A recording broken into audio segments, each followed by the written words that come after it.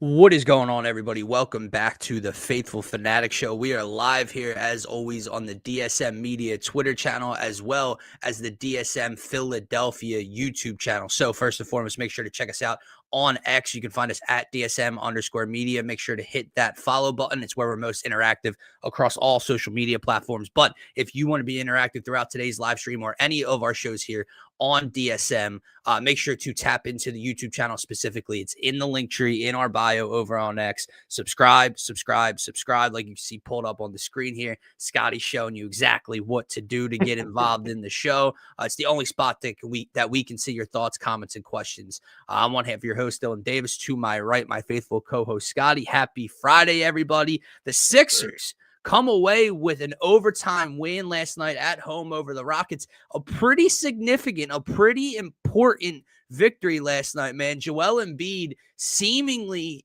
is back in full force. The trade deadline's approaching. What do you think the Sixers will be willing to do come deadline? What are you looking for to target in their needs to make this team a contender, more of a contender, I guess I should say, in a pretty wide open Eastern Conference this year? The Phillies continue to sit idly by as the Mets just go out and grab everybody. It's always the Dodgers, right? And the Dodgers did add the Kyle Tucker and Edwin Diaz and whoever else this year, but the Mets trade for Freddie Peralta. They signed Luis Robert Jr. since our last show where they stole Bo Bichette from us, and they already made a bunch of other moves this offseason. So Stephen Cohen and the Mets very, very busy. The Phillies window, what's it looking like for you right now? And to Pumper's point, the last little piece of conversation here, did the Eagles get an offensive coordinator yet? No, they have not. They are, I guess, doing their due diligence, but they are interviewing everybody, man. They are. We'll continue that conversation in the middle of the show later on into the show with you guys.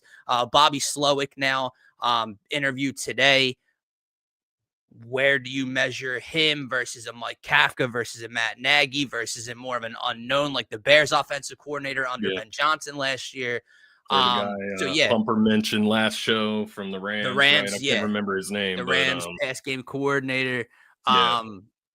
Dombrowski, Middleton sitting on their hands as the postseason dwindles by and we head towards spring training shortly in a month. But he says, get me the O'Doyle guy. We'll get to that conversation a little bit. Let's start with the Sixers, man. Humongous win like I opened the show with last night against the Rockets. Tyrese Maxey, 2 for 10 from 3, but really, really gets going in the later on in the fourth quarter and in overtime. Joel Embiid with a 30-plus point triple-double. Kelly Oubre Jr., what he dropped last night? I'm forgetting here. 26 on ridiculous shooting numbers. Everyone uber efficient last night and big plays defensively, even though the game shouldn't have gotten to where it got to because somehow, some way, they missed the most obvious goaltending call of all time. And of course, like Nick Nurse reiterates, if you just call it like they're trained to, or if it's that close, then it becomes reviewable. And then we can decide if the game's over or not. You let a play like that go. And now here we go into overtime. But nonetheless, they come away with a 6-point win. Happy Friday, man. Long intro. I apologize, but let's get to it. TR, what is going on? No, I appreciate the long intro, man. It gave me time to get the show shared out and retweeted, all that jazz. And no, it is a happy Friday coming off a big W, man. You mentioned it, TR. 46 minutes. He's having fun. He's celebrating. Joel looked great out there. But yeah, that end of game or end of regular time sequence really, really just pissed me the hell off, man. And, I think I texted you during. It's just like one of those things, like you just said about Nick Nurse and his comments. He's exactly right. You're supposed to call it regardless. Then you have the right to go back and review it and make the correct call no matter what, which is what should have been done in the end of game sequence like that. And the reason it pissed me off so much, man, is because as I'm tuning into these NBA games more and more now that the Eagles are done, what I'm starting to notice is that these refs, they go into these games, man, and they already have it decided who they're going to favor with calls throughout that said night. And last night, it just looked like a ton of whether it's considered an obvious call that should go the Sixers' way or just a up in the air call that always goes the Rockets' way. And it was just one of those nights, man, and you saw it play out in the biggest moment of the game, which is what really, really bothers me because just no reason to not call that goaltending. But Luckily, the Sixers don't make us sick to our stomachs in OT, and they come out with the W. Because I would have been really, really pissed off if they go into OT, Oh yeah. they lose, and they should have won in regular time. So that being said, man, happy Friday. I guess I just had a little long ramble as well, man. But I think we're just excited. Like the Sixers giving us some juice back because that last show, maybe it wasn't the last show, but the show before last was just brutal with the Boba Fett news breaking live on the air. Yeah, that shit, it like took the sunk air out of all everything. of And our I mean, and in positivity that out. same time period, you lose both to Cleveland in the back-to-back at home. Yeah. They lost the game to Phoenix here recently, in the last couple of days. So the Sixers, haven't been playing their best ball over the last week or so, but this was a significant win, man. This is a Rockets team that is a threat out in the Western Conference. Now we know what OKC is, right? If Denver with Jokic gets healthy, we know that they're at top of the conference as well. But the Houston Rockets, who were they the 1 seed last year? A very young 1 seed. Or a two seed. I think 2 seed, yeah. Because very young 2 seed last year. Obviously goes out and acquires a Kevin Durant. Fred VanVleet obviously out for the entire season, most likely. But a very, very good Houston Rockets team coming in, 11 games over 500. Yeah. And you don't find a way to beat them. You outscore arguably the greatest scorer of our generation, Kevin Durant, who was on fire. On one last night. Very, very efficient, like I mentioned. Both teams were very efficient, seemingly. Reminded me of LeBron when LA came to town, man. It's just so annoying. These guys just get up for Philadelphia for some reason. But I think to TR's point, I think this is exactly it. You're excited. There's juice back to each and every game, and it's regular season. To where it feels important, right? It feels significant.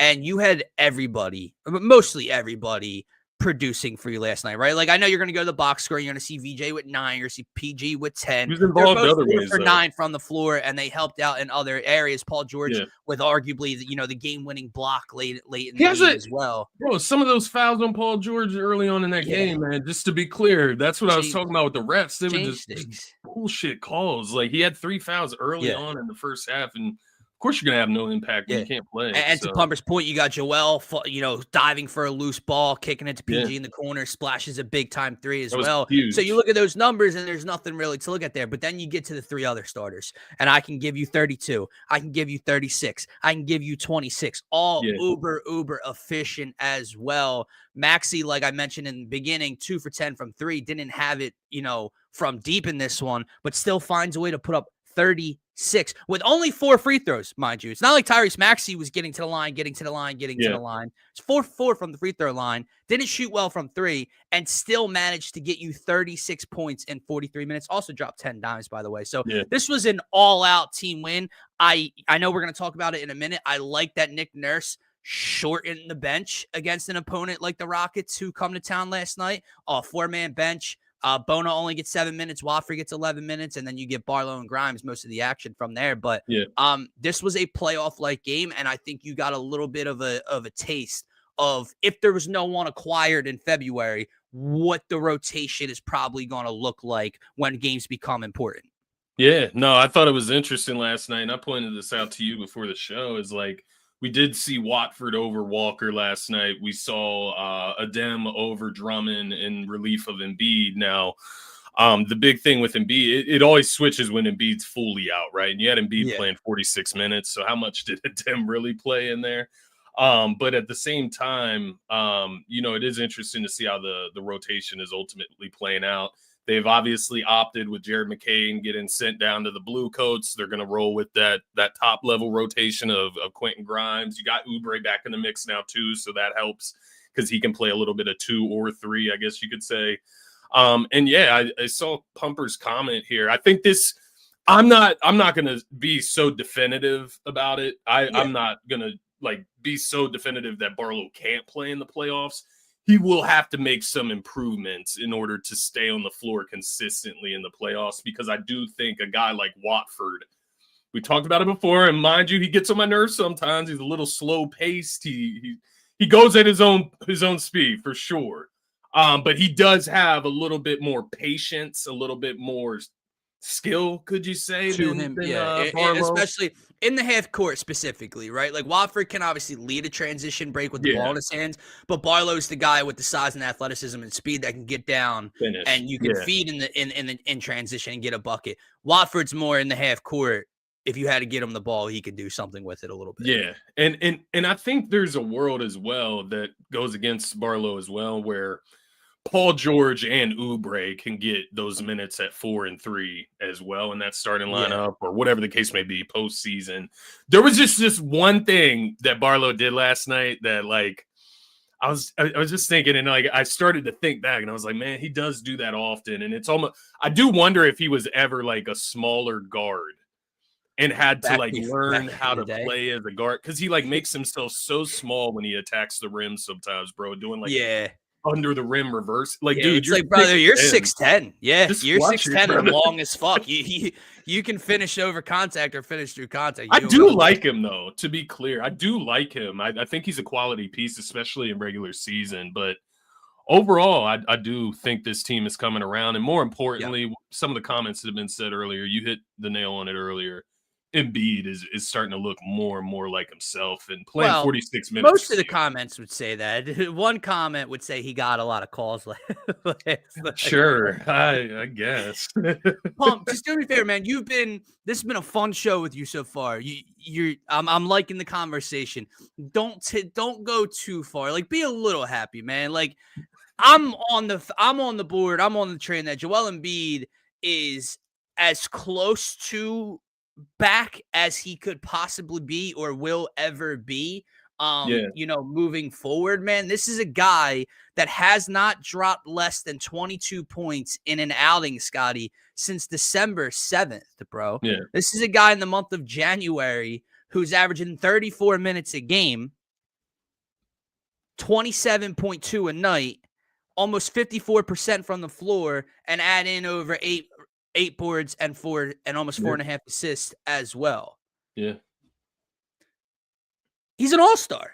I think Joel Embiid is an all-star reserve this year, and that's just nowhere in the same stratosphere of the conversation we and a lot of people were having 2 months ago, right? This was a guy that when he first came back, and we knew it would take some time, but bro, like if he took his feet 2 inches off the ground, his knee looked like it was giving out and buckling, and he was on the floor. Yeah. It looked like a guy that couldn't play.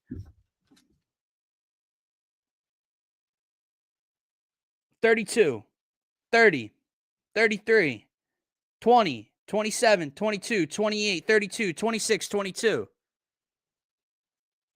There's no oh brother about that. Yeah. I just think when you look at a game like last night where he's able to go out and just dominate Sengun, who is a guy that has been put over him the last few years, obviously given his injury history, everything that goes with it. He went out there to prove a point last night, and you saw the post after the game. He shouted out Ferk because Ferk had some comments about Sengun. Jumping the gun. I don't think that we're jumping the gun. I don't think we're jumping the gun. I think that you just always have to have that inkling in the back of your head that says, please don't get injured. Like, that's what it is. It's not that we're jumping the gun. He looks back. Like, I don't know what you want from him, Pumper. Yeah. I get it. He's a former MVP. Maybe you want, like, more from him. But he gives you a triple-double in 46 minutes, man, against a tough Houston team last night. That, to your point, like, and to TR's point earlier about, like, being excited nightly to watch this team, that game was kind of like, let me get a little bit more invested in this team. That was what it showed me last night, and a lot of that was Embiid. It was a nice barometer. I'm just curious, what else do you want to see, Pumper? Like, I'm not even like arguing because I get the skepticism. I do. Is it defense? Like, what is it? I want him to stop trying to shoot over double teams. I mean, but I just feel like that's just a bit nitpicky, right? How many times in a game, right? If you go back last night, I'm not saying he doesn't do it. I'm just saying how many times on a simple night do you watch Joel try to shoot over double team and you're like, what the fuck? Is it 2? Is it 3? Like, that's just. And I get your point about jumping the gun. Yes, like to Scotty's point, you have to be reserved in the fact that this momentum that we're building with him right now, positivity with him right now, can break at the snap of a finger because of the injuries and because of all that. That's the jumping the gun part I understand. From what's he doing on the court right now, it's not jumping the gun. What are your eyeballs and what do the numbers tell you on a nightly basis? The dude's averaging over 27. Yeah. With Tyrese Maxey averaging 30. Yeah. Like this ain't a dude averages 27, leading the team in points and shot attempts per night and whatever. He's second fiddle, averaging 27. He's doing it pretty fucking efficiently, mind you, on 54% from the floor. He's playing 35 plus minutes a night now.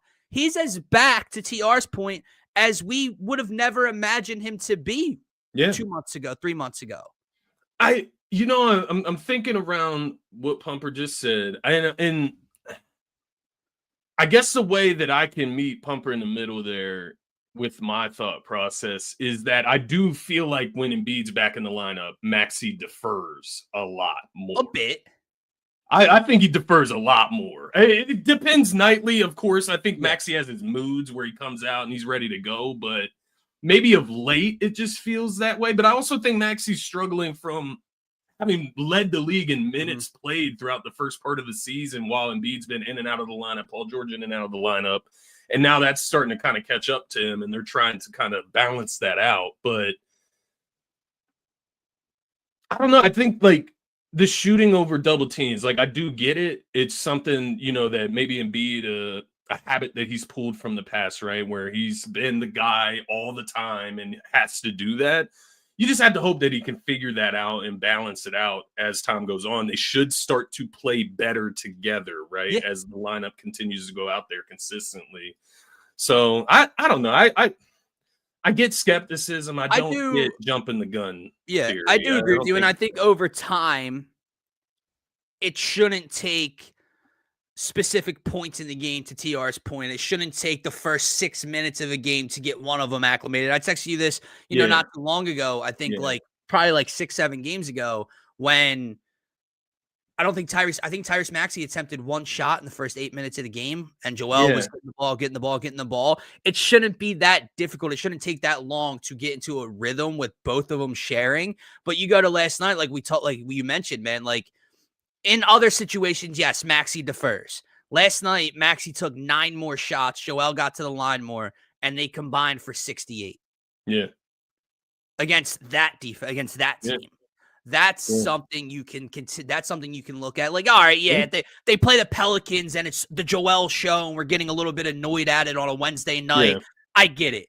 If they can against the Knicks, against the Rockets, against whoever, if they can put this type of work in together, now that's something that changes what you view this team as, right? And when we start to talk about the word contender, because again, no one wants to overly jump the gun. Detroit's solid at the top of this conference, right? Boston somehow, even though we're 2-1 against them this year, Boston is still top 2 or 3 in the East. I believe we're 3 games out of the 2 seed right now, currently sitting 5th. When I say contender, I don't want to hear from people, well, they're never going to beat the Thunder.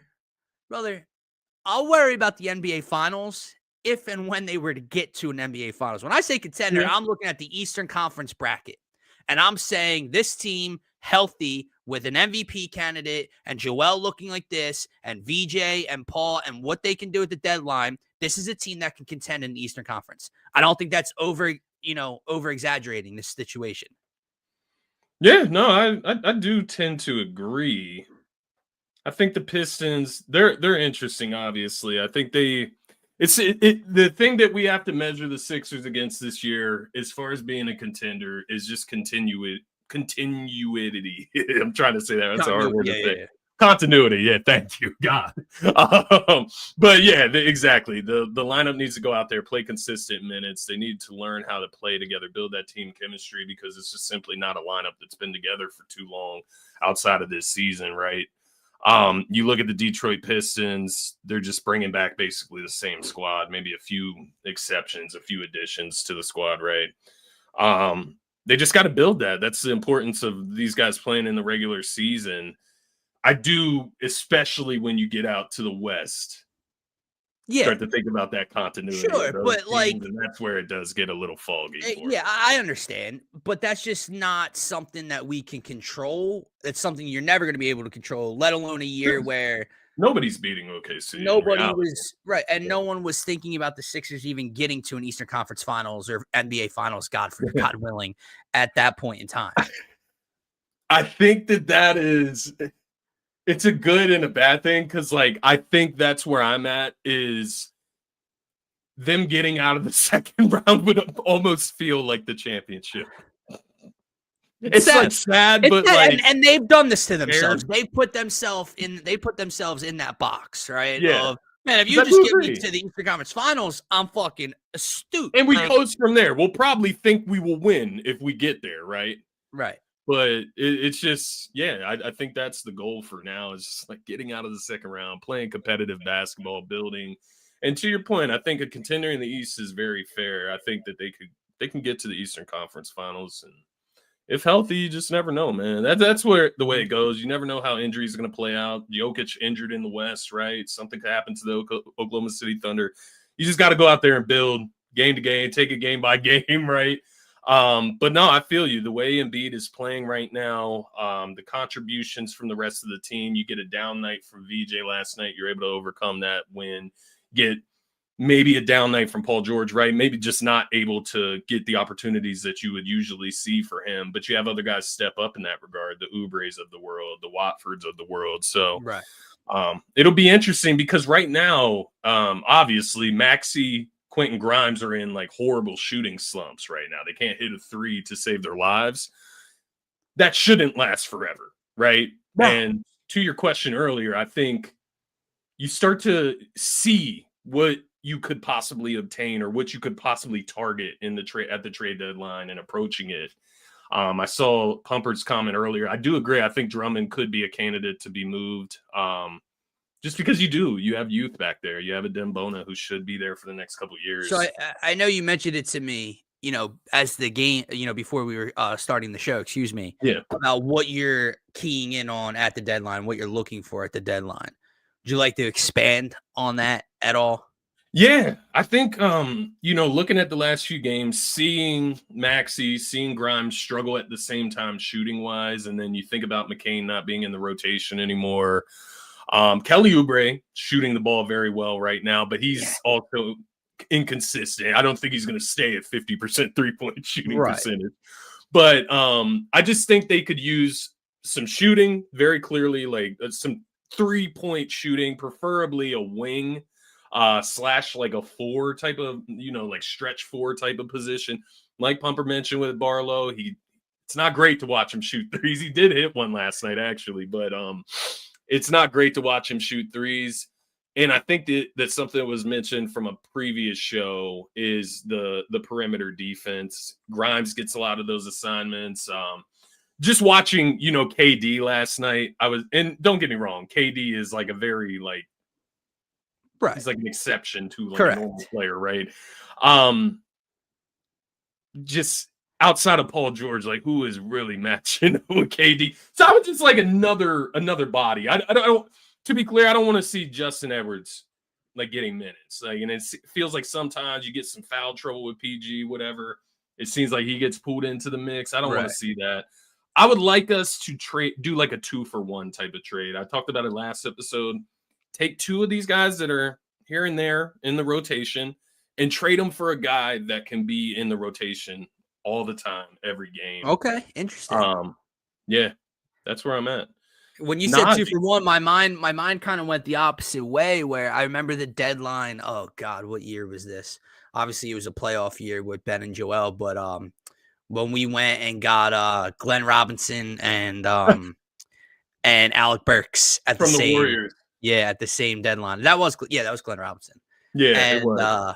And both, were plug and play guys and, did different things. When you went 2-for-1, I was like, maybe a situation like that. But nonetheless. Who's the one from the Sixers you were thinking, though? That I would give up? Yeah, like in that 2-for-1, I guess. I don't know. Well, that's the thing. And it depends who you're trading with, obviously what the team's looking for. But like, can draft capital become a factor into that? Yeah, that's a good point.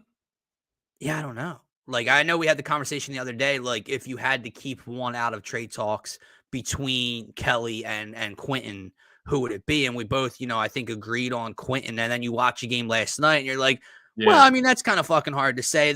Like, I think you and I were just kind of in agreement that it's different, and different's not always better, or different's not always good. But yeah, we have had, what's this? What would this be? The third playoff run with Kelly Oubre Jr. as a Sixer. Obviously they missed it last year. So the second or third playoff good run with point. Kelly, which isn't a lot of experience or a lot of time to work with Joel and Tyrese and try to win. But we've seen that before. We haven't seen Quentin Grimes in a similar role. You know, Bottom Yeah, line is Quentin Grimes got to start shooting the ball better again. yeah, he's just unable to find the Well, I ball. mean, listen, my man, you wanted your bag in the offseason, right? You thought your market was inflated. To here, it wasn't. You came back on the deal. I'm happy you Yeah, did. You're crushing yourself at the moment. yeah, yeah. You're crushing your paycheck after the season at the Because moment. you don't get Quentin Grimes and think I want him to be the guy on my squad. You get Quentin Grimes and you're like, I want him to be that piece that fits Filler. alongside Yeah. my stars, right? And maybe a 6-man candidate, but right now that's not working. Hopefully he can get out of the shooting slump, but it is interesting. Najee Marshall is interesting. I was just looking him up. I mean, and mind you, maybe it's a down season. It looks like he's shooting like 31% from the three on close to 3 attempts. I do look at the Mavs, though. They are a prime candidate. They should be having a fire sale. I'm not interested in AD by any means, but I was joking around with Slim earlier today, and I don't get me wrong, it's not like he's not on my list of like who I want, but Klay Thompson's name came up, and I was, Slim on my basketball show. He's a Warriors fan, and he was talking about it. I was like, oh, shooting, but no, he'd be a defensive liability. I doubt it would work out. We need somebody who's gonna give you effort on it's like, yeah, good luck finding it right for sale. Yeah. You need a wing that's gonna give you effort on defense and a knockdown three. Before we move on, I would just add on to the fact that this is one of the most difficult trade. This is going to be one of the most difficult trade deadlines for at least me as a fan to navigate. Yeah, What kind of like my expectations are, what the fan base, what the team's expectations are heading into it, and what you're trying to do. Because, like you mentioned, like obviously, and as Pumper's putting out a 3-point shooter, right? And you're yeah, mentioning another body. Maybe it's the same package, right? Maybe it's a guy that can knock down threes and be a bigger body that can play the 3 or stretch 4 behind Paul George, right? But when you look in-house and you look at how many bodies are already in this rotation, this is the closest, I think TR said it, like most well-rounded. This is the closest, most filled roster we've had heading into February that I can remember. Obviously, it's always going to be barring Paul George and Joel Embiid's health. They have to stay healthy. That's number one. yeah, And Tyrese Maxey, and then VJ's new to this team this year. And then Quentin hasn't been on a playoff roster. Trendon Watford could give you minutes. Dominic Barlow can give you minutes. It's filled. So when I get to the deadline, I can't sit here. Like, I know there's a need for 3-point shooting. I know there's a need for more defense, but it's not like there's this gaping hole in the 7th man role, right? Like, we have a 6th man, we don't have a 7th man, blah, blah, blah. Or we don't have this. yeah, They're pretty fucking well-rounded. Could they be better in the 3-point shooting department? Absolutely. But it's kind of difficult for me to navigate, like, oh, what do I really want right now? What do the Sixers, what does Daryl Morey really have to do at this deadline? In the past, yeah. it's been, well, we need a backup big, or we need a star, or we need the third person, or we need this. You don't at the moment. I mean, I'm not saying I want to take a backup big, right? Do you trust the Dembona in the postseason as the backup 5? Well, We'll that was see. actually going to be a question I was going to throw back to you. He was the one that like came to mind because I feel like he's had some really, really high moments this year, especially like playing alongside Embiid at times as well, because he obviously just presents a completely different dynamic. I don't know. I guess all of these guys, though, have had moments. Like Walker has had games. Barlow has had games. Drummond has had games, right? It is hard. It's hard to measure like who really fits because it almost feels like Nick Nurse is pressing different buttons at different times. He's bringing guys in to get like against the Rockets, Watford and Bona get the nod and not Drummond and Walker. So Right. which gets a little confusing. It gets a little Does chunky Nurse at like having times those where he options? favors. Right, I don't know. Like It's a maybe he great likes question. having that Yeah. flexibility, but I do think when you get to the postseason, you want to have that 8 to 9 locked in, right? Like the 8 to Yeah. 9 players in your rotation locked in. They know their roles, they know what they're there to contribute to the roster. And I do think when you start getting into like 10, 11, and now we're like, going by matchups solely in the playoffs, I just don't know if I love that concept. I like the idea Right. of having like a solidified rotation, but for right now, you're just figuring it out. It's like, how long do you give yourself to just be like figuring it out? You know what I mean? Like we're about halfway through the season Yeah. now, maybe even past that. So it's like I don't know. I don't know. Like, what is your goal this season? Like obviously we just talked about them Do being a you want contender in the East, but like, yeah, what is the yeah. end goal for us? So that's a fair point, right? Because the goal is obviously and always will be to win a championship. Now Right. we know the roadblocks that stand in the way and how loaded and stacked the West is, but you can't have that mindset, right? If you're the team, if you're the organization, you're going to slump down because oh man, the Thunder are just the Thunder, right? Or No, you're not going to do you that. If can't. you're asking me, Dylan Davis, what is my expectation? My expectations have changed. My expectations since the start of the year, we didn't know what Joel was going to be. Paul George doesn't start right away, this and that. I came in with little to no expectations, right? Kind of like a prove me wrong. And I know we're not into March. We're not into April yet. There's still time for things to go awry and injuries to occur, whatever. My expectations are that this team can compete in the Eastern Conference. And when I say compete, I don't just mean like, oh, they could find a way to win a series or scrape by this team in 7 or whatever. No. This team, when it gets to push comes to shove, and they are healthy, and Tyrese is playing at this level, and VJ's playing at this level, and Joel's healthy, and Paul's playing both ends. This is a team that I will go to bat for against any Eastern Conference opponent. I know that the Pistons look damn good. I understand it. Outside of that, right? Outside of an unknown Pistons team who's won the same amount of playoff success as Joel Embiid and the Sixers have under their resume, you're 2-1 against the Celtics so far this year. You went into MSG 2 separate occasions the last 2 games and beat the Knicks. The Magic, you've beat them once. I think they've beaten you once this year. The Cavs seem like a roadblock. That's what was running through my mind as like the one drawback for me. But that could be matchup based, right? Yeah. Like that could just be Evan Mobley and Jared Allen. You have those pieces against Embiid. That's a good matchup for you to have against him. And then the way they defended Maxey when they had everybody there. So it could just be matchup based at that point. But that is the one drawback in the Eastern Conference that I was thinking of because they lost 2 in a row, right? Like it's just like, damn. But the second game, I mean, it was closer. I think they lost by 1 possession. No, I feel you. I think that is a fair expectation. I think that's my expectation as well, man. Like we're not this like play-in team in the Eastern Conference. Like that's not like we are above that. Like that's I think that might have been an expectation at the beginning of the year. Like I mentioned, man, like we're sitting in the 5th spot right now. They're 3 games behind Boston for the number 2 overall seed in the East. Yeah. The Sixers finish as a top 3 seed. And they're healthy come postseason time. This city's going to be singing a much different tune than they need a lot to of take people advantage. Right now. Yeah, they need to take advantage, man. Because but we got the more. Knicks are 3-7 in their last 10. Right, they're in a slump right now. That's why they've dropped below Boston. Take advantage. Yeah. They're talking about trading Karl Anthony Towns in New York. Like that's how bad of a slump they're in right now. I love it. We got Troll Pumper back in the chat, though. Trust Janai Broom. We need to play Janai more. I don't know if you watch every game, Pumper. He, Scotty, correct me if I'm wrong. Is he in Philadelphia or he's in Delaware? As of like 2 days ago, he was loaned to the Bluecoats again. I think he just dropped like I mean, correct me if I'm wrong. Yeah, he dropped. I saw that he dropped like I don't know what he did in Delaware, but. Yeah, I would have to look it up. He had a big game, but yeah, I don't know.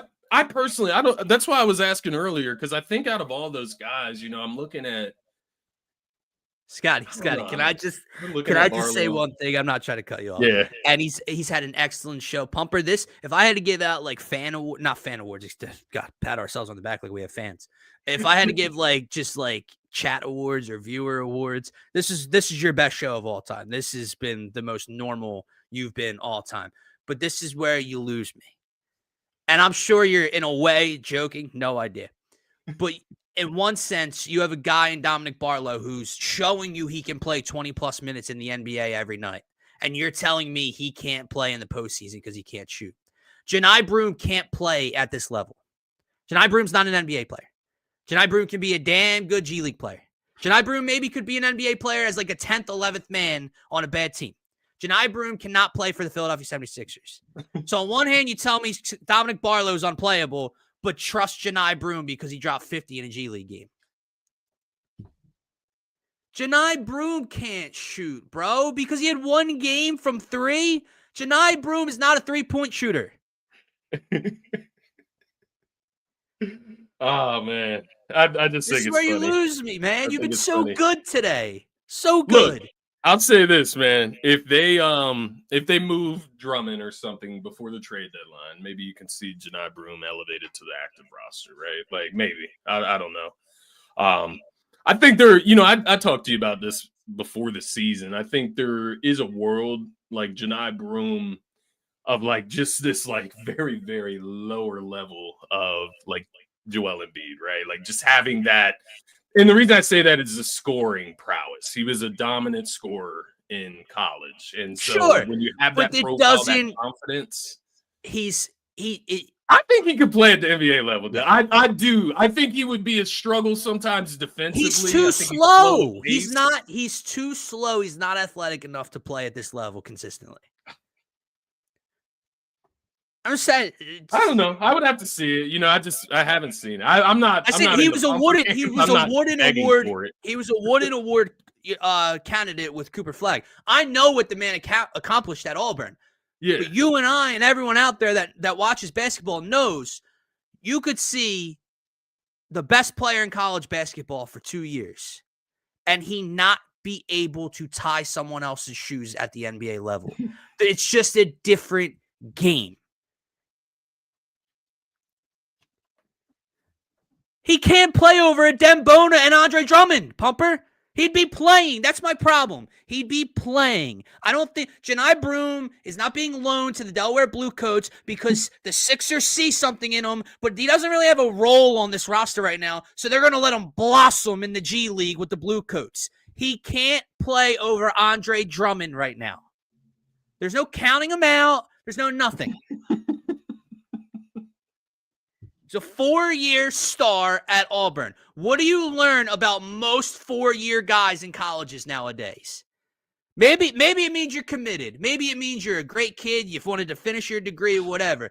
Mostly guys that stay for 4 years, unless you go to Villanova, don't translate to quality NBA guys. Unless you're Colin Gillespie or Josh Hart or Mikal Bridges or Jalen Brunson, all Villanova, all Jay Wright, unless you do some shit like that.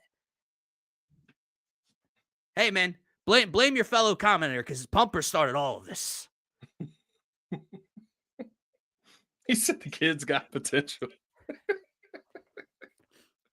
The kid's like 24. This kid's got potential. But VJ sucks. Yeah. That's where he loses me. Kelly Ringo's got potential. Young guys, that's fine, but you're not. Kelly Ringo's got potential. It is weird, man. It's just like anyway. Like you said, Barlow can't play in the playoffs, but like get Janai Broome up here. He has potential. They're the same age, Barlow and Janai Broome. Correct. But yeah, let's move on, man. Let's move on to he doesn't know about VJ's consistency. I'm going to move on with this conversation. It does make me laugh, man. Like, shout out to Pumper, like comedian, man. I don't know if that's the goal, but I'd love to meet Pumper. He always gets involved. I'd love to know, like, how I know I definitely asked this before. I don't think we got an answer. I'd love to know, like, where Pumper's from. I'd love to know how old he is. Like, is corporate Brian Pumper, like, 19 years old in college, or is corporate Brian Pumper like a 42-year-old in his office right now that tunes in and comments with his AirPods? And he like operates like somebody who's been hurt by Philly sports, like badly. That's what he operates. Is it? I don't even know if it gives that, man. It gives just there's just a lot of like it's either 1000% like I don't that's my thing with Pumper. I don't know if there's anything I don't know if there's a combination. I don't know if there's a mix. So I think it's 100% troll or 100% delusion. I don't think there's a blend of he's trolling one time but is believes one thing. That's what confuses me, because I see it as sometimes he comes I don't know. that and speaks sense. Like with like lower level players, he will speak sense, but with the big stars in town, throw them the fuck out. They suck. Let's see. Like I don't know. Pumper. That's kind of how I feel with Pumper, but maybe you're right, man. Let's Google Brian Pumper. He does have an Osama bin Laden picture on his like YouTube. If you simply Google Brian Pumper, the first thing comes up is professional porn star. Interesting. The name Pumper, though. I mean, what else you pumping, brother?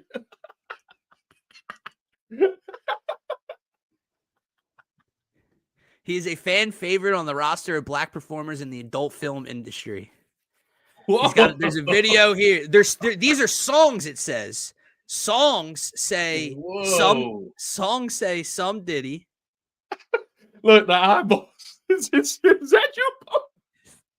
No wonder you're so confident, bro. This song is "How Do You Get the Vagina." There's 20 more. I'm not even going to go down that list. Happy Friday, my people. I'm glad we discovered this. Yo. He either is the Brian Pumper or he is the biggest Brian Pumper fan that we know of. Pump Man. But Pump Man Osama. But anyway. Shit. Back on track. Real back in. Eagles. Man, yes. What are we going to do when it comes to the OC? We're hearing a lot of rumors about who they've interviewed. And I'm at a point where we said at the end of the season, anything is better than what we had. And I still think that will ring true, right? I think anybody can step in and be better than what Kevin Patullo brought to the table last year. Yeah. But I think they are inviting in a way to underwhelm. I think if you bring in a Matt Nagy who has a previous relationship with the organization and people here, if you bring in a Mike Kafka who has previous relationships, who aren't going to bring anything too new or different or exciting to the offensive side of the ball, most likely, who might not be the guy that's going to step in and demand that this is his side of the ball and keep CEO Nick out of things. Yeah. I think there's a way. I think they are inviting a way to underwhelm us. I think a Bobby Slowick is fun. I think that's exciting. Was that my number one choice to start the offseason? No, it wasn't. But I think Bobby Slowick and a change of and whoever he brings over staff wise, I think that's fun. I think a Josh Grizzard from Tampa, I think can be fun. The Bears OC, they requested him. They haven't interviewed him yet. Declan Doyle to Pumper's actually good point about the Rams pass game court. Anything like that, I can entertain. Can I say this? I'm out on the Matt Nagy, Mike Kafka type of hire. Yeah. It just feels like so much of like what we've already done. And to your point, you had Nick working with one of them in Kansas City and so on and so forth. I don't want none of that. Like you just said, I want a clean slate. I want somebody without previous ties that knows what they want to do when they come in here. And I'm with you. I would take Bobby or Declan Doyle, man, from Chicago. I would take Joe Brady, obviously. He might get a head coaching job, but we'll see. Yeah. I'm not interested in like retread type of offensive coordinators. in a sense, right? Like, and I know like Joe Brady, but like Joe Brady wasn't fired from his job, right? No, Like no, no, no, no. his coach was fired, which means he just has to go out and look Right. for And other if they're not opportunities. right, and then because if whoever they hire, if they're not promoting him from within, is going to bring over their own staff and want their own staff. So Joe Brady's been told The to Nagy look thing, elsewhere. the Nagy thing would just be so annoying, I man. and here's the problem. I agree with Pumper on that. I think it's that. I It's think what Matt they're setting Nagy us up for. is about to become your next offensive coordinator here in Philadelphia, and I think it will just be such a gut punch, just comparatively to everyone that was out there and available, right? And maybe obviously we interviewed Dable, we interviewed McDaniel. The McDaniel thing that's starting now is crazy that he's interviewing with the Bills in person for Yeah, Buffalo's head coaching job kind of after changes. agreeing to the Chargers OC gig. Um, but if you go out with this offseason full of all these offensive minds and you bring in Matt Nagy or even Mike Kafka, they could prove me wrong. Like, I'll gladly be proven wrong in 2026. Who else is I don't interviewing see these it. guys? Right. Who else? Right, Like, right. maybe there are. I just have not seen anybody trying to get an interview with Matt Nagy outside of the Eagles. I haven't. I don't know. You have so many options on the table, man. Don't go with like the safe or like the comfortable option. Go with what feels abnormal and what feels like it's going to cause change, because that's what we need on offense, man. I just think about even last year, and like we just have not seen the best of the offense. Like I don't think that we've seen the best. Like we saw the best of the rushing offense, the rushing attack last year when we won that Super Bowl. And I think we can win a Super Bowl without seeing the best version of the offense. But I want to see some dynamic scheming. Like I want to see guys going motion. That's why I wanted Mike McDaniel, because he's one of the guys that puts his guys in motion the most. He has very dynamic running schemes. That's what I want. I want something different. I want a guy that is praised as an offensive genius, man. And I will say, I don't think I don't recall him being praised as an offensive genius. But 2 years ago, before he obviously didn't get a head coaching gig and went over to Miami under McDaniel, Bobby Slowick leaving DeMeco Ryans and the Texans was one of those guys, was in the conversation, not the same level of mind as a Ben Johnson, but it was those OCs coming out, look at Kellen Moore, like all in that group of who could be hired as next head coach. Now, maybe it's an indictment on him, why he was passed over, why he didn't get a job. I don't know how he interviewed, who he interviewed with 2 seasons ago. But shrinking the list now, right? Taking out the pipe dreams, because when the offseason started and we demoted Patullo, your mind goes to Dable, it goes to McDaniel, it goes to Todd Monken, it goes to Kevin Stefanski, it goes to Cliff Kingsbury, it goes to these guys. Shrinking it from what my fantasy would be, like who, oh my God, my number one. Now Bobby Slowick would be my number one, I think. Did Cliff Kingsbury, did he get like another opportunity already? Like, is he out of the question? Or on the link I was just on from Eagles Wire, it has a list of or no, it wasn't, not Eagles Wire. Excuse me. Sorry. Apologies. And who was Greg Roman with? Was he with the Chargers last year? I believe so. I believe so. I know he was with the Ravens at some point. Cliff Kingsbury, it says former Commanders OC Cliff Kingsbury. He's on this list of Eagles candidates, but there's some in parentheses, like Jim Bob Cooter in quotes is requested, Mike Kafka interviewed, Bobby Slowick interviewed, etc. There's nothing in parentheses next to Cliff Kingsbury's name, so I don't know what that means. Cliff with a K. Don't read the comments. They're in a conversation. Yeah. I choose. And I also realized, Pumper, it's not Osama. It's Hurts dressed up as Osama. That's what I was giggling about earlier. Oh, fucking Pumper, dude. I did want to ask you just kind of a follow-up question, I guess. Yeah. What do you think of the mixed reports, right? You have Diana Rossini. We know where she operates from, right? Like, but she's saying this is not a desirable candidate, like not a desirable job, right? On the other end, you have Greg Olson going on the New Heights pod saying this should be the most coveted job on the market. I know we talked about it last show, but after the last few days, like, where are you at with it? Not from where you feel, like how you, we know how we feel about it, right? Yeah. It's a great opportunity. Like, that's how we discussed the last show. But, like, how do you feel the public view just based on the way things have kind of played out? Again, like personally, I would say that's crazy. Like personally, I would say like this is a team that just won the Super Bowl 2 years ago, has the Super Bowl MVP. You have a Saquon Barkley and AJ Brown, all this talent on the offensive line, and Devontae Smith. Personally, I would say that's ludicrous.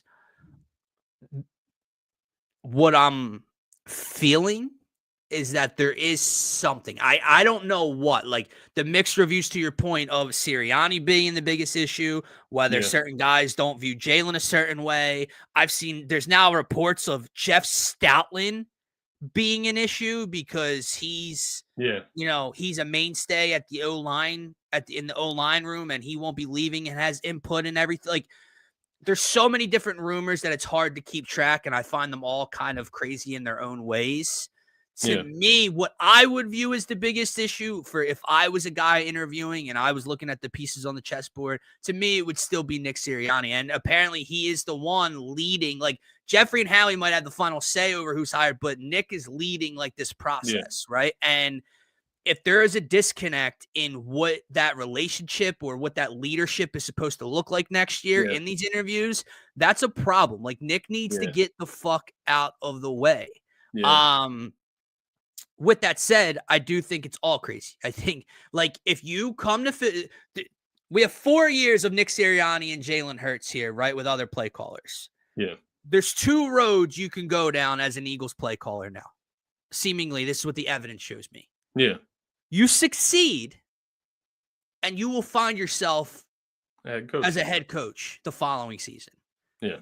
I'm not saying you have to get to a Super Bowl. I think if Bobby Slowick was to come in here, and the Eagles offense transforms back to the postseason of last year or in 2023, whatever, and the Eagles go to the NFC Championship and lose a barn burner in the NFC Championship, that OC is going to be looked at as one of the top candidates coming out the following season. Just for flipping this offense. Correct. This past season, right? Like, I agree.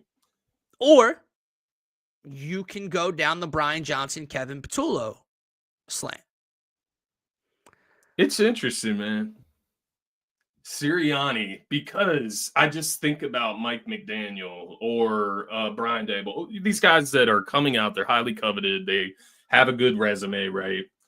When you sit down and you meet with Sirianni, and what if you have a question for him and you say, how did you feel about running that 4 verticals on 4th and 11 at the end of the playoff game? Right. How did you feel about that play call by Kevin Patullo? And he's like, well, I believe in this about 4 verticals on this play. It's like, at that point, guess what, motherfucker? I'm not working with I'll say this. To give Nick and the Eagles some benefit of the doubt with what's taken place so far this offseason, Mike McDaniels was never going to happen with what was offered, right? So Mike McDaniels, let's just say he's got 3 offers on the board, right?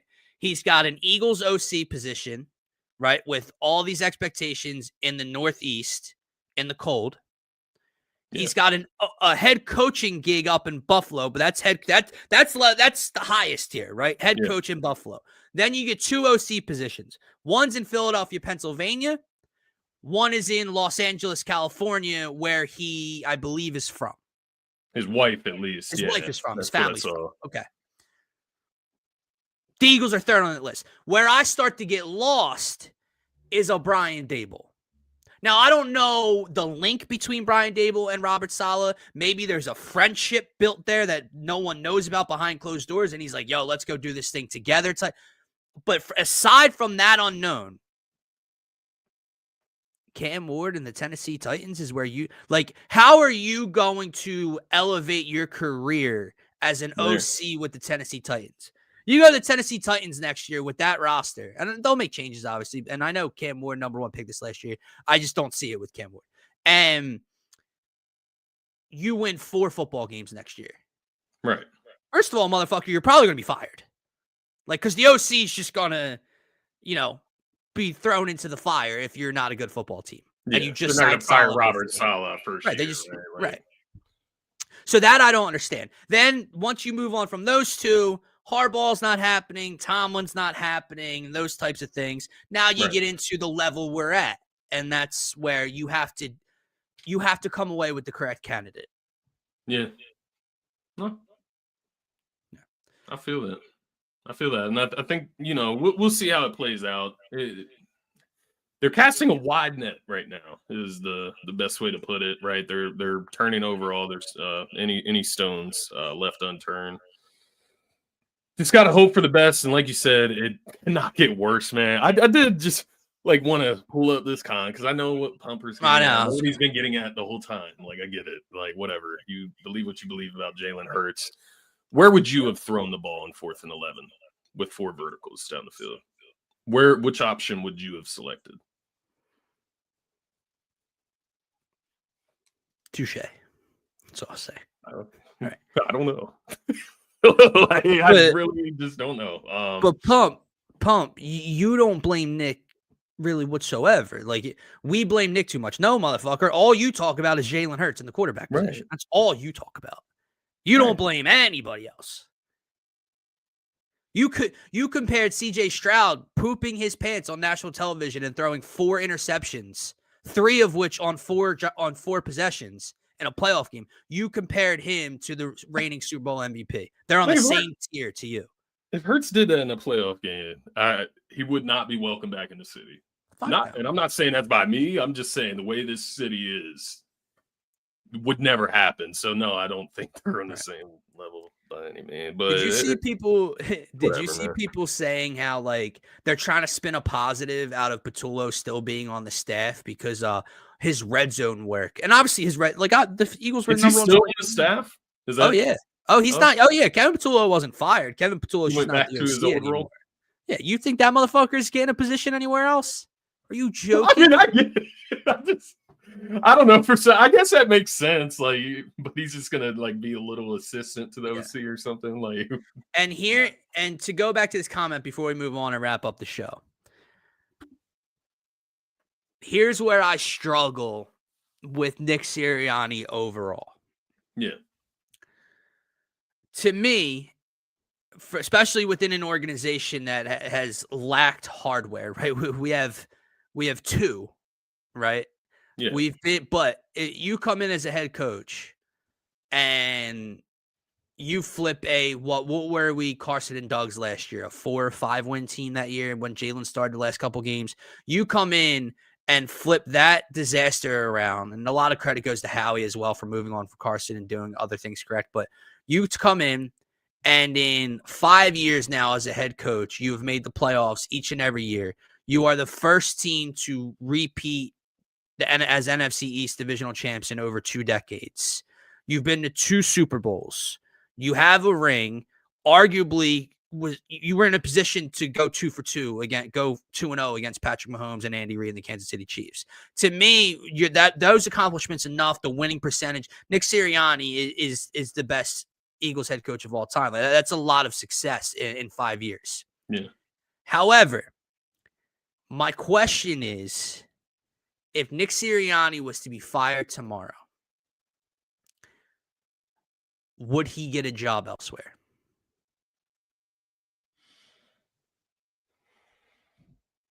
How many interviews would he get elsewhere?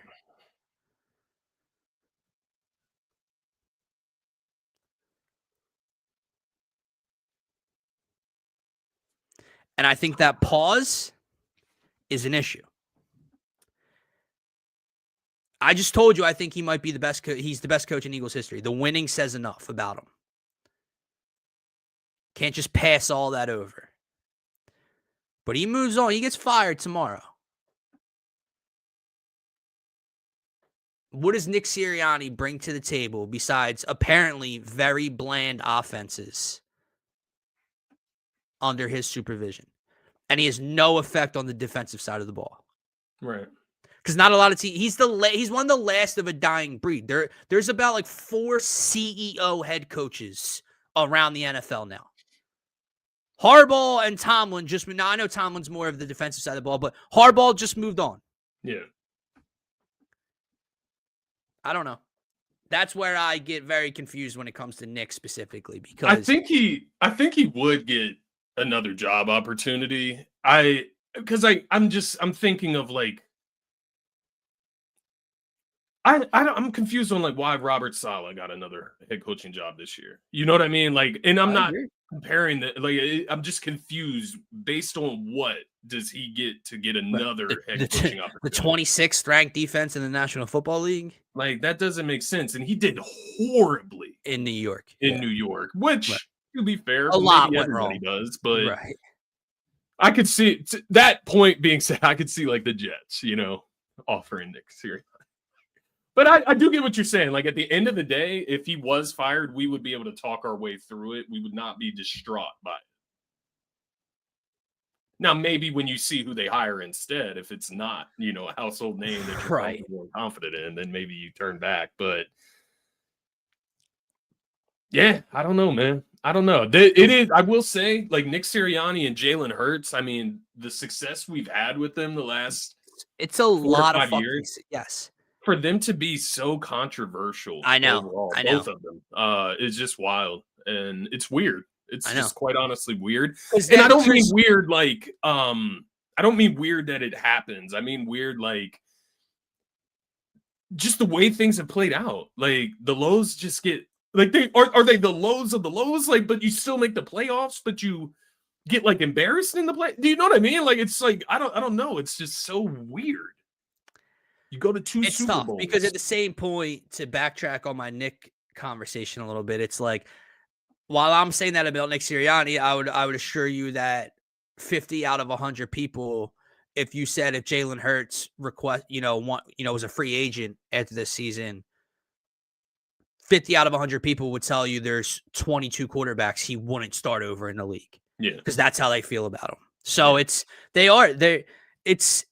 too much winning for it to be this controversial. Like, of all the things like that I listed of those accolades, we didn't even talk about the point that Nick and Jalen went like 22-1 over a 23 game span of winning football, or 21-1 over 22 games. Like, there's so much winning. I don't know. It's odd, man. So they have to nail this offensive coordinator position, man. I think, look, obviously we're all going to be miserable again if the offense and then maybe the conversations will be directed to different people next year. But if they hire the wrong guy, but they hire Bobby Slowick, or they hire one of the young, Doyle from the Bears, or to Pumper's point, the pass game coordinator from the Rams, they hire someone like that and it doesn't work, less blame will be weighted on you if you're Howie and Nick and company.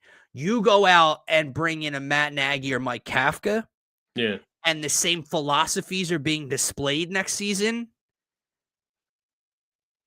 I'm out. Like, I'm out on Nick. I like Jeffrey, bro. Like, what are you doing? Like, how much wiggle room do you allow this guy to have? Like, so they have to nail this opening.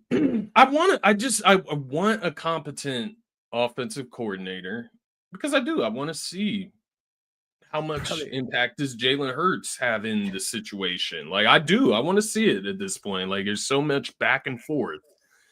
Can we just get somebody in here that can operate a normal offense? The problem I have with that, man, is, again, there isn't a more controversial quarterback in the sport. There's not, because you would think that with a competent guy like Shane Steichen, when Jalen was top 2 in the MVP race and then went to a Super Bowl and outperformed Mahomes, you would think logical people would be like, oh yeah, I've seen this offense run that way. You would think last year when he goes on to win the Super Bowl with Kellen Moore and wins Super Bowl MVP and they scored 90 plus points in the last 2 games of the season, you would think reasonable people would be like, oh no, I've seen what he looks like with a normal OC.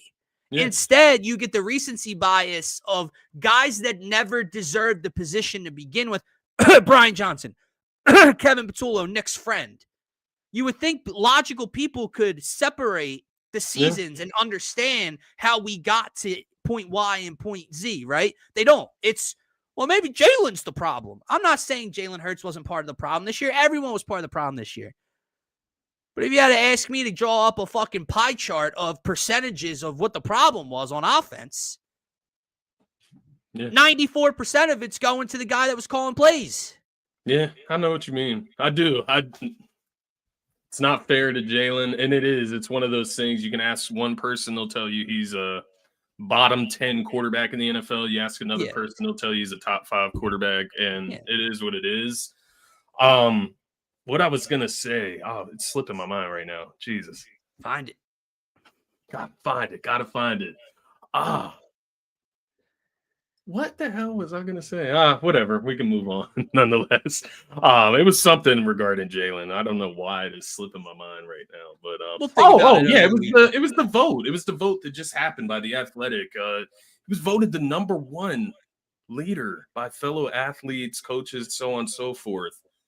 In the NFL, he was ranked above the Sean McVays of the world. He was ranked above Patrick Mahomes of the world. It's leadership. It's not skill, to be fair. But, for all of this talk about, people not wanting to play with him or him being the reason why people don't want to come here or something, I don't know. It's just confusing. Because someone had to cast that vote. People had to cast that vote that have been around. He was voted the number 12. The 12th best leader in sports out of coaches, players, so on and so forth. Interesting. I didn't see that. Number 1 in the NFL. I don't know. He's won Super Bowl. Where does that come from? It doesn't just come out of thin air. Right. So, all right, man. Last little piece to get to. I know we've been on for over an hour. I know we got to get back to business before the weekend starts. But just quick, just to continue to jab the knife deeper and deeper and twist it a little bit more while the Phillies and Dave Dombrowski are content, like we talked about on our last pod, with their ball club, and they're a very good ball club, as Dave Dombrowski would tell you. Rob Thompson would tell you, you're crazy. We have different definitions of running things back. The Mets just continue to add. And when I say add, I don't just mean, they tinkered here, they tinkered there. No, since our last show. Guys that we've mentioned. They go out and add Luis Robert Jr., who's been a very controversial player at the plate and for his hustle. Coming from the White Sox, no one wants to be a fucking White Sox. I'm not excusing his lack of effort or hustle in the field or some of his bonehead plays, but the second half of last year, Luis Robert was a top 5 hitter in baseball. He hit 298 in the second half of last season. He's fast. He can steal bags. He's a Gold Glover out in center field, got a cannon. So they add him to an offseason in which they just stole Bo Bichette from you, in which they signed Jorge Polanco, who played in the ALCS last year for the Mariners, in which they traded for Marcus Semien, who has a ring with the Rangers 3 years ago, excuse me. They add on to all of that by swooping in and trading for Freddie Peralta with the Brewers. Now, they gave up, through their pipeline, apparently, 2 very good prospects. Player. Neither prospect was even in the Mets' top 4 or 5 in terms of their top prospects. And you go out and add an ace to go with Nolan McClain at the top of that rotation. They added a Devin Williams as well. Obviously, they lost Edwin Diaz. So they've lost guys, right? They lost Alonso. They lost Edwin Diaz. They moved on from Nimmo. They moved on from McNeil. While the Mets just continue to get better and better and better, the Phillies do nothing. And I'm struggling, man. I'm struggling from the fact of, we're running it back, but running it back has nothing to do with the regular season. That's not where the Phillies are going to be bad, right? The Phillies could still win. Yeah. They won 96 games last year. Could they win 93, 94 this year? Does that win you the division? You're going to be right in the ballpark to win the division. The scary thing for me is the Phillies are on this fine, thin ice line of winning the division and missing the postseason. I think the NL East between those three teams, the Phillies, Braves, and Mets, could come down to like a 3-game separator between all 3 teams. The winner could win 95 games, 94, 92, somewhere in that ballpark, right? And that's scary to be when you haven't improved. One conversation I did want to strike up with you. Yeah. And then we can wrap up. Yeah. Their lineup, we can say it's better. We can say it's the same. We can say it's a little less. Their bullpen, you bring in Keller, Alvarado comes back, Duran's here for the whole year. You trade Strom, you could say it's better, you could say it's the same, you could say it's a little less. Starting pitching. On opening day, it's going to be worse. Ranger Suarez and Zach Wheeler's not pitching. Let's talk about something that that is flying so low under the radar because of how much a mess Dombrowski is causing right now. Andrew Painter better pan the fuck out. And by things that I see, all of a sudden there's some skepticism from his last year in the minors, coming back from Tommy John. I understand he just came back from Tommy John this past year, and he's young and he's got to work into things. But this kid went from fucking untouchable, still is untouchable, because he might be the next fucking Garrett Cole, to now there's questions if he's ready to be a number 5 in the Phillies rotation on opening day. Boy, oh boy, if Andrew Painter does not turn out to be what the Phillies or we expected him to be, this organization is going down a bad path. Like a dangerous future, like back to being when some of these contracts continue to age and guys move on, back to being a irrelevant non-playoff baseball team. Possibly a bad baseball team. Because if Andrew Painter, of all the guys you've had in your pipeline come up, if Andrew Painter can't be the guy that you were sold on and were correct on, the fuck am I supposed to believe in Aiden Miller for? Oh, we can't move Aiden Miller. Well, you told me we couldn't move Andrew Painter for 3 years. Now you got Crawford coming up. Is Crawford ready to produce? You're telling me he's going to play every day. What if he... Dude, this kid has to be ready. And he has to be very good. And I'm getting the sense that there's skepticism. Not about him being good, like fine. But just that he's not... His stuff in the minors last year, coming back from Tommy John, I understand that. Because he's a bridge. Yeah. Right? He's a bridge to that next era of Phillies baseball. And if he's not going to be performing at the level of that bridge, it's going to get very scary, because now it's already approaching that scary level with Bryce and Trey and all of these guys locked in. Schwarb's on board the next few years. You got Wheeler's career dwindling down here, right? It's already there as far as, like, you need to win right fucking now. But if you don't have an Andrew Painter that's going to be that bridge to gap you into the next era, it's even more urgent that you have to win. And on the other side of that, why are you being stingy this offseason? And man, you just you made me think, and maybe it's not fair, right? Like talking about Nola and thinking about the contract that was given to him, and then watching Ranger put on his Boston Red Sox uni the other day. And it was just, I don't know, man. Ranger was one of my faves, man, and it just disgusted me to see it. But I would understand more, I guess. Look, and I still carry, excuse me. You can work your way around it. But I still carry the confidence that Andrew Painter will eventually be the guy we're hoping for. What I'm saying is this went from bona fide, no question about it, don't touch him, don't sniff him, this kid is it, he's next up, he's the next guy, to can he be a 4 or 5 on a playoff team? Like right now, like he can work himself up, but like if you're that guy, right? He should be able to be. If you're that guy, you step right in and take command and are along the league's top, right? So we'll see. We'll see how it ends up playing out, but it'll be an interesting couple of weeks and couple of months in terms of Phillies land. But yeah, that should do it for this Friday edition of the Phaithful Phanatics show. We will be live Sunday, late morning, early afternoonish, getting you ready on Turf Talk's YouTube channel for Championship Sunday. Yes, sir. So make sure to follow us on Twitter at DSM_media. Hit that follow button, of course, and then check out the link tree. It'll take you to all of our social platforms. YouTube, subscribe for myself, for Scotty, for DSM Media. Enjoy the rest of your weekend. Peace, everybody. Go sit.